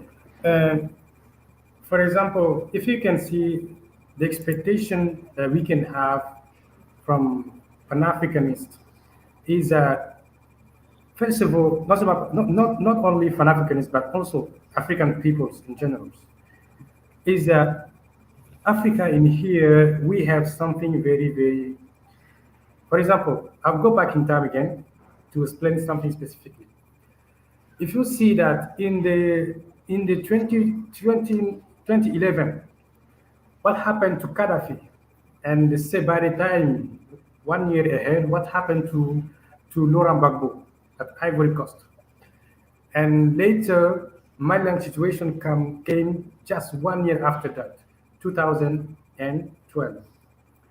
Is that by that time there was something specific that was working against us, that was absolutely working against us. Is that this thing is that, for example, by that time there was no internet. Absolutely, there was no internet. There were no internet, and also people would get information only from Western media, C News, France 24, RFI, etc., etc., etc., etc. all the time, all day long. They keep bombarding us with information, etc., etc., etc., etc., just to make us scared. If we see this kind of situation, that now things has changed, thing has absolutely changed.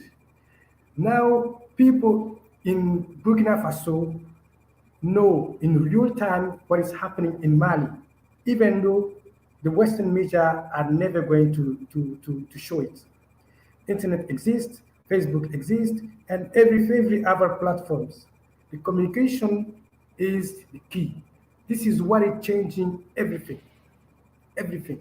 Because what? By that time, in the Malian situation in 2012, Malian people was getting information only France 24, TV5, TV5, and RFI. They were the one that was giving information. During the day, they will try to say, for example, the rebels are going ahead. They're going in power. They took this village. They took this city. They took this, etc., etc., this region. By the time you see, oh, we all gonna die. We all gonna die. Just take that, just to create, to make panics people. If you see this kind of situation, now this is no longer possible. Because what? Someone in any space, in any specific city, can take his phone or his computer, inform people in real time of what is exactly happening here.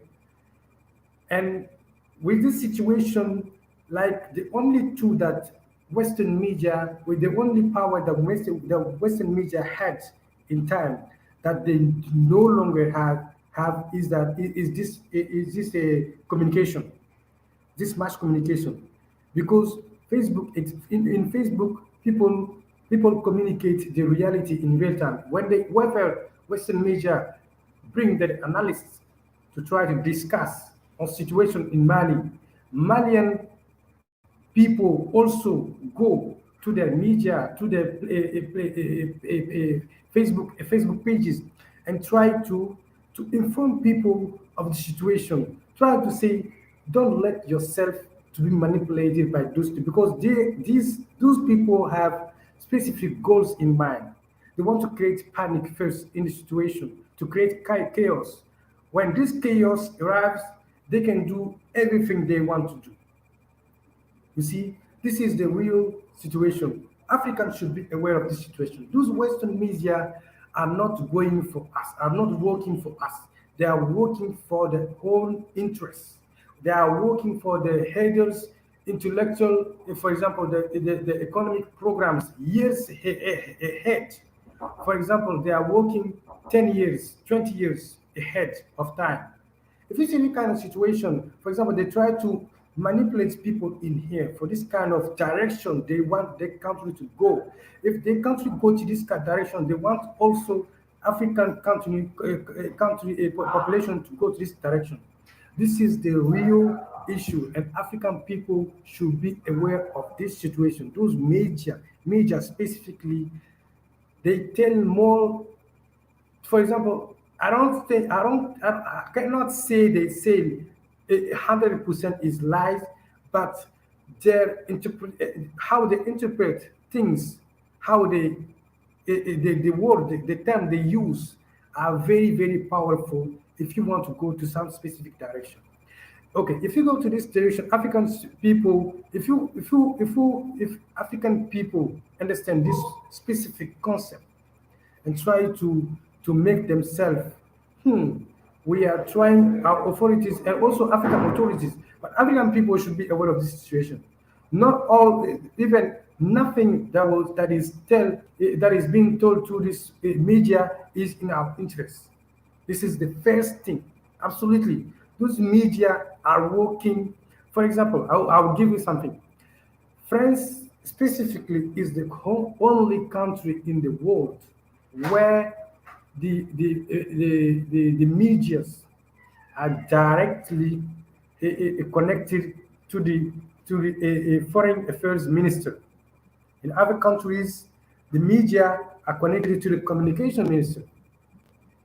if you can see that, why do you want to change something? For example, the communication from the communication minister and directly to the foreign affairs minister. Except if you want to make some, if you want to make some specific war against a specific country or a specific regime. This is why our African leaders sometimes they they try to go to these medias and try to look themselves good and try to make, for example, etc. If I go there, they'll go talk talk in favor for me. This is absolutely fake. Sooner or later, people are gonna know. Sooner or later, people are gonna know. This situation, if African base themselves, base, for example, on themselves, and try to work hands in hands, give hands to each other. For example, today the situation is in this country. Tomorrow it can be another country. While this time you are trying, no, no, no, those people, etc., etc. But no country in Africa is going to be escaped from this situation. The plan is bigger. They try to go step by step. For example, you could look at etc. They try to this year, etc., etc. The plan is working. Now the things are changing. African people, we have the communication tools in our hands. We can inform peoples around us for the reality. And this one, if you go to this direction, sooner or later, Africans, for example, UN prediction, UN made a prediction that by the 1950, for example, 2050, Africa will be the most populated country, continent in the world. What happened is that this kind of, I'm going to try to explain it in something economic perspective. Okay, if you see this kind of situation, you have 2 billion of people in your continent. How are you gonna feed them? How are you going to make living for them? How are you going to make job for them? How are you going to make etc., etc., etc., etc.? For example, they try to create all situation that whatever happens in 2050, they take control. This is the real purpose. If they take control of this situation, for example, in 2050, what would happen? There are these masses of people in the African continent, but they don't have something to feed themselves. For example, there are some structural adjustment programs that say that this specific country should not make specific agricultural goods. Never. If they do it, they will have sanction, economic sanction on this country. But now things are are starting to change. African people, whether they are aware of this situation or not, they should improve it. They should go and be aware of this situation and try to prepare. Those people are working in the future for their people, not in the present. They know now in Mali they lost their feet because Malian people are rejecting everything now from those Western countries, specifically France against. Specifically France. If you go to some English speaking country, for example, they will say, for example, that evil are the British. This is the same. They all have the same. They go through the same process. We should go hands in hands. Today it's in here. Tomorrow it can be there. But if we work together now, most African people, most African countries, for example, in Guinea, in Senegal, but even Senegalese closed their borders, but the people, they try to make some manifestation. They did a demonstration even today. Today they did a demonstration today. If we see this kind of situation, all people are synchronized. All of these people, Malian people, Senegalese people, Ivory Coast, Burkina Faso, etc., etc., etc. They are all on the same line. But the leaders, those authorities, they are the ones that are keeping us in this situation. If they put themselves in the shoes of the people, they will take the good decision. But for them to take this good decision in ECOWAS region, because this ECOWAS has the power to take some decisions on a specific country. By the way, the sanction that ECOWAS took on Mali was absolutely illegal, and the Malian authority said that they would go against justice against ECOWAS on this decision, because first ECOWAS should not. There is no law in the ECOWAS that say that ECOWAS should close the door to a specific country whatsoever. There is no law like that. There is no law like that. If you go ahead, no, the situation is in Mali. The closing of the bank account of the government, of the Malian government, is absolutely illegal. First of all, if a push was produced in a specific country, the African Central Bank can close the door, the bank for security reason, for security purpose.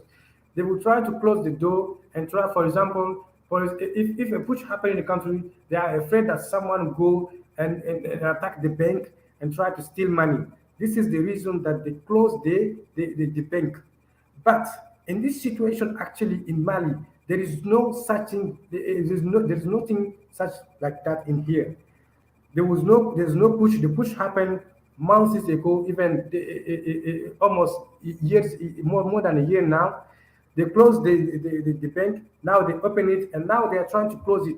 There is no law such like that in the UMOA. We call it UMOA in France. That said that they should close the bank. There is nothing like that. But the Malian government, they know that such thing can happen in the future.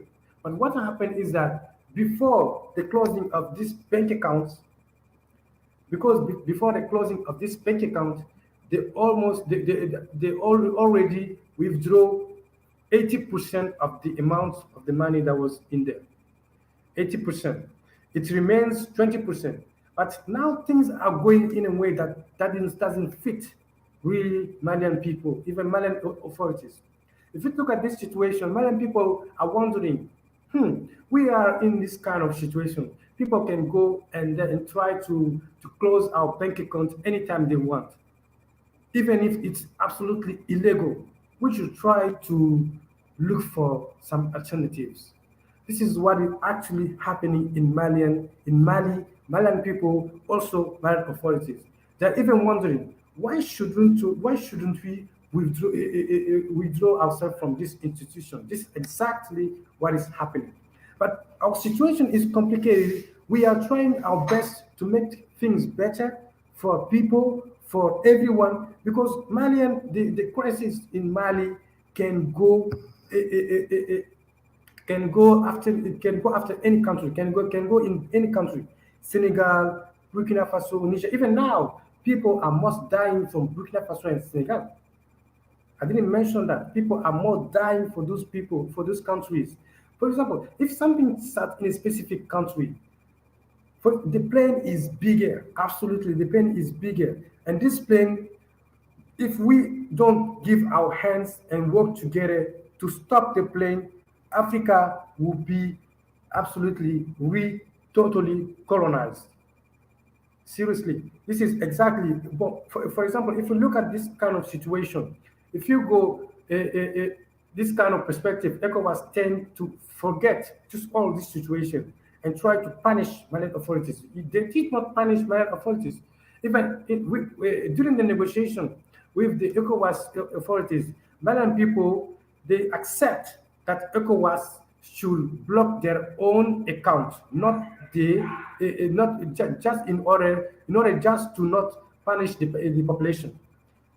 ECOWAS did that first, but after that, ECOWAS tried to say, if we don't close, if we don't take major sanctions on those people, they will not do something in our favor. It's exactly what. And those ECOWAS decisions, most of the ECOWAS presidents did not follow with this decision, even though the sanctions were taken. In ECOWAS, for example, during the ECOWAS summit, Nigeria president was not there. The Nigeria president and the president did not send any someone to represent themselves during this summit. If you read the current, even after that, even among themselves, there is some crisis around it because the Niger president said that he did not know that those sanctions are going to be taken. And there is even the Niger president who is against Malian authorities, he said that ECOWAS should take sanctions according to the laws that was prescribed way before now in the ECOWAS laws. And those laws are absolutely, I don't, these laws are surpassed. Those laws, people, ECOWAS headers did not follow just those laws. They did something that someone externally, someone externally influenced just in order to do something in their favor, not in the ECOWAS favor, not in Malian favor, not in Malian authorities, not anyone favor, but in someone else. Absolutely. Because this kind of situation, African people, we should work together. Absolutely, we should work together. We should work together. We should work together and try to we should work together and have and work hands in hands. We should go work together and work hands in hands. And this is the part that I was trying to say that even if they are still supporting us, but there are much things behind that people should be aware of. This is the part that I was trying to say, and I will say to I cannot conclude without saying thank you to all of these countries supporting the Malian country, the Malian people. All of these countries, for example, every country, Mali, Senegal, Ivory Coast, every people they are supporting the Malian authorities. They are supporting the Malian people, and this should be just the beginning because the thing the fight is bigger than any of this. We should be very prepared, very well prepared for what's coming. This is the one that I was trying to do, and thank you very much to all of you, inshallah. Okay, thank you very much, Brother Abubakar Traore. Really, like you have touched many points. The only thing I would add is if there is any, platform, social media like Facebook accounts or Twitters or anything that we can follow, to really know what's happening in Mali, you can just put it on the comment section so we can share it with people because I really don't know any platform that's coming out of Mali. Yeah, thank you very much. So we have like 8 minutes. I will give the floor now. Okay, I have to add him here with us. To Brother Abubakar Sisse. Yeah, what's your final words, to ECOWAS nation or anyone for the way forward? You have like 3 minutes.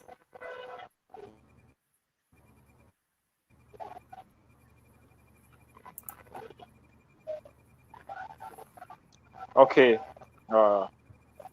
My final words that to the ECOWAS. I think we lost him. Yeah, he has been having a problem of connection, but he has been rooting for this program. He really championed it. We appreciate that. Hopefully, he will come back. So what we can do is, maybe Brother Kwame. I know you have said a lot in terms of pointing to the way forward. Okay, we have here again Abubakar Sisse. Before we lose him.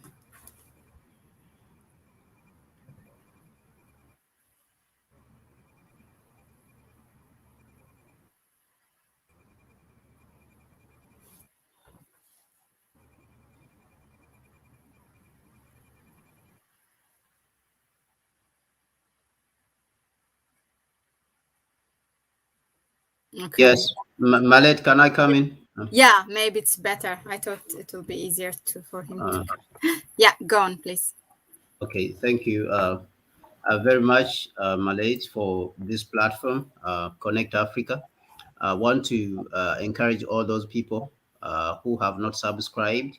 If you get a chance to watch on here, try and subscribe and support our sister for the great work she's doing for all the African continent. That is the only way you can support.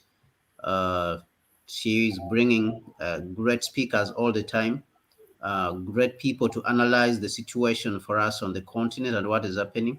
So the best we can do is to subscribe once you come here to watch, and then to like the page, and at the same time share with others.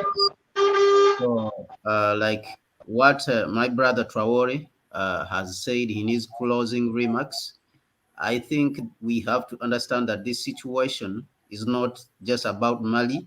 Like what the situation uh, in Ethiopia was not just about Ethiopia. And the good thing is that Ethiopia came out to address this issue and show that it is an African issue. It is an African problem. When the United States starts interfering in the affairs of our nations, it is not merely a state problem, a single state problem like Ethiopia or like Mali, but it is an African problem. And this, like he said, we should prepare ourselves, to face neocolonialism. The spell has been broken because they have been reading from the same script. They have been doing the same tactics. They have been using the same tricks and using the same tactics. And this spell has been broken. They do not have a monopoly over information anymore. We can share information all over the continent and tell each other what is happening on the continent. We know their tricks now. We are more educated. We have the skills to be able to rescue our continent. So even if the neo-colonial puppets who are calling themselves leaders in ECOWAS continue to go in the wrong direction, we, the African people, we can stand with Mali like how we stood with Ethiopia when it was under attack, even though it is still under attack. But we understand that we have defeated neo-colonialism and its media houses. We have defeated neo-colonialism and its machinations. We have defeated neo-colonialism, and we are about to defeat neo-colonialism, to defeat neo-colonialism completely with all its economic tools. It has been using the economic tools. Now we are rejecting the World Bank, we are rejecting the IMF, and then a leader who takes instructions from World Bank and IMF, we should reject him. We should reject him like how the leader who was overthrown in Mali was rejected. We should reject all types of leaders that are not in service of the people. Like how the people in Mali rejected President Ibrahim Boubacar Keita. They rejected him and they overthrew him, and he even died 4 days ago, or about 4 to 60 days ago. We should reject all leaders who are standing with neo-colonialists in the in the exploitation of our African resources. So that task is upon the African youth. If you are 45 years and below, that is your task to usher in a new Africa in the next 15 years. In the next 15 years, in the next 10 to 15 years, we should be able to usher in a new world order onto the African continent. And we should be able to implement a new plan, something like the Rapid Africa Plan. We should be able to move forward with a new plan, with something called the Great African Leap Forward, the Great African Leap Forward, because we should be able to develop rapidly. And all the leaders who have been stealing from us and storing our wealth in Europe, who have been stealing our wealth and sending their children to Europe, and they don't want those children to study in Africa because they think that the education is bad. They take their health, they go to Europe to take for medical checkups, while we are dying in hospitals and our people are being impoverished. And our people, they don't have medicines in the hospital. While they are in France, they are in Paris, they are in Washington, they are in London, they are all over the world. And our people are dying in the hospitals. They are getting the best education, the best healthcare, while our people are dying in the hospital. We need to reject those leaders. We should reject them. And we should move towards African unity. We should demand for a united African state, because this is our only solution and this is our only salvation. A united Africa will be able to protect itself. We don't need France or the United States or any Western country on the continent to provide the military assistance, or even China or India. A united Africa will give us economic liberation, because we will be able to control our resources, and the exploiters and the predators who are coming in the name of foreign investment, they will not be able to come and exploit our people and deny them of livelihood and impoverish them. And our people will be able to take care of them. So this is what we are saying. Let us support Mali, let us support Ethiopia, but at the end of the day, the whole continent of Africa belongs to us, and we must uproot. We must continue to uproot and fight against colonialism and its collaborators all over the continent. So neocolonialism must fall. Neocolonialism must be pushed out of the continent, and its perpetrators, those on the continent who are helping the neocolonialists to stay, then even those, the neocolonialists themselves, we should be able to push them out of the continent. So let us support our people.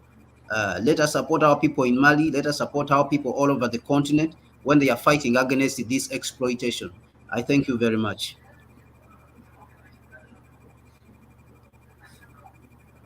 Muted. Thank you very much for those words, Brother Kwame Gonza. So we have here Abubakar Sise with us. Yeah, thank you. I was saying, we really appreciate how you have been rooting, regardless of the connection problem you have, how this subject is important. And yeah, really thank you. You have championed it.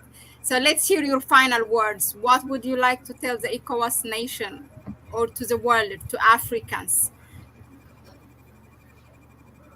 And you have 3 minutes.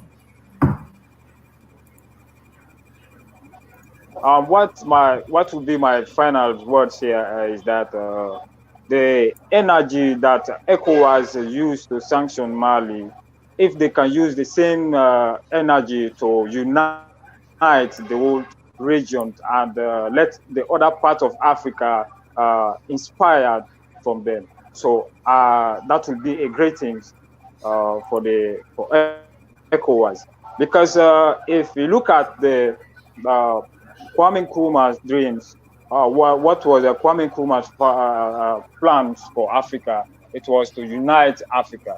And today, if you we are seeing leaders from different countries in Africa, in different parts of Africa. They are saying there was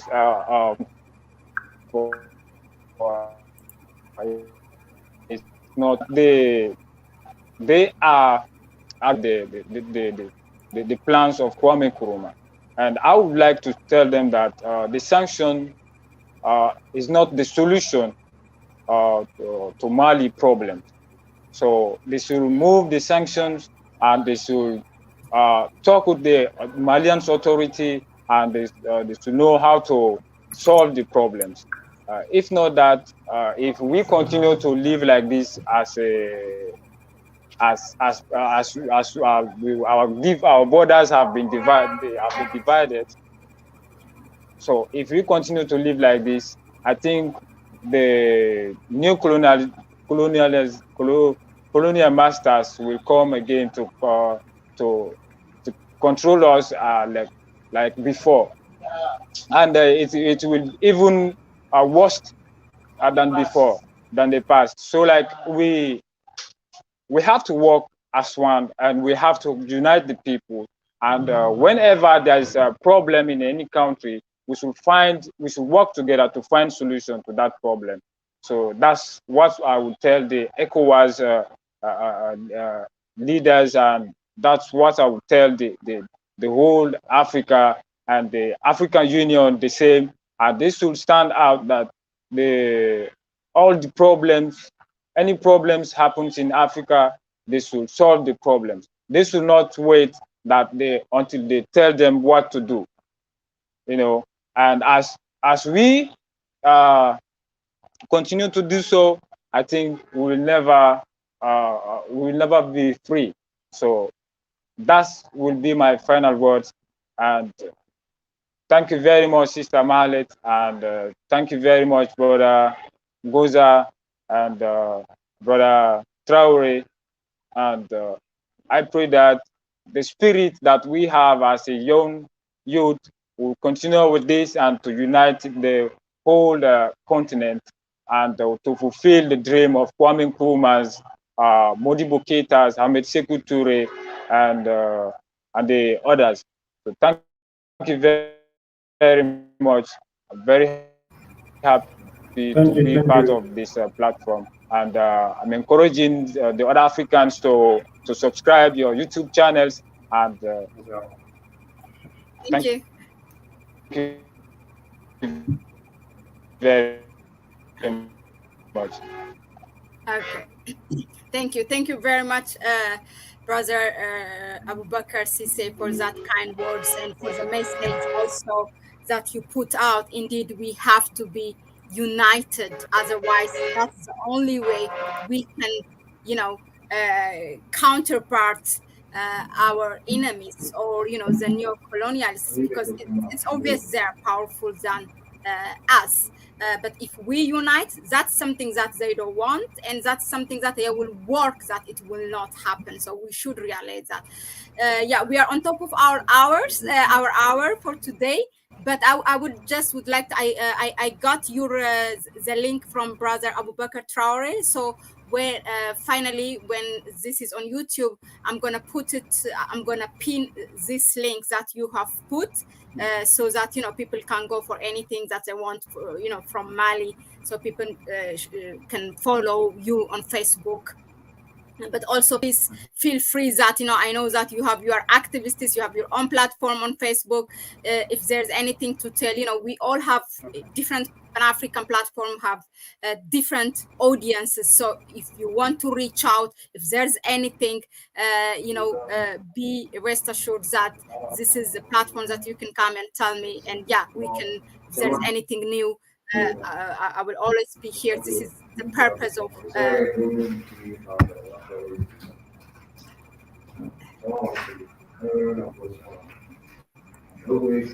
so this is the purpose of the platform.